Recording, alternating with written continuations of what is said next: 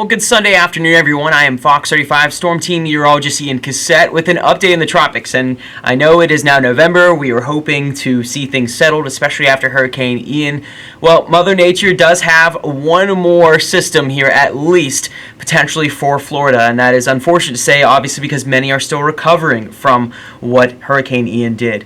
But what we are looking at is a collection of storms. There's actually two disturbances. One, we're not really going to talk about because that one's just going to be out at sea, but the second one is one closer home, north of Puerto Rico. This one has a 90% chance of development. We could even have a named storm as within the next couple of days. The potential tropical cyclone will be moving to the north as we go through tomorrow, and then once it heads to Tuesday, notice that it kind of runs into a wall and then turns west. That's because we have a high pressure system that's to our north. That's going to steer the system into Florida, bringing gusty winds. We're already going to notice those winds as soon as Monday, but really picking up Tuesday and then into Wednesday. Then we'll get the heavy rain and the high surf and the storm surge potential, along with the fact that we have a full moon where there's already high surf, so it's just going to all compound.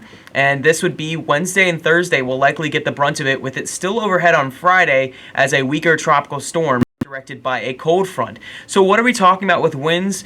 Obviously, this all depends on the intensity of the storm. Model runs from this afternoon have shown that we could have a strong tropical storm, maybe even a weak hurricane. Regardless, the impacts are going to be the same, with those winds moving onshore, likely picking up in the strongest going on into Wednesday and Thursday.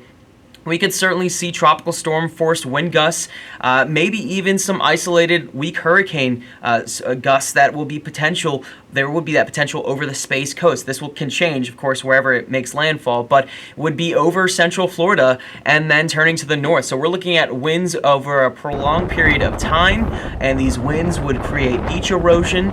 They would be also making the beaches just really uninhabitable, probably for many, through the course of the week, given the storm surge that already wrecked from Hurricane Ian, destroyed dunes. That would mean that flooding on the streets would definitely be more likely, and that beach erosion would be an issue with waves of 6 to 12 feet. So there's a lot going on here. If there's one silver lining to all this, it does appear that the rainfall will be nowhere close to what we saw with Ian. Still, though, we could get some flooding from this, localized flooding, certainly a possibility.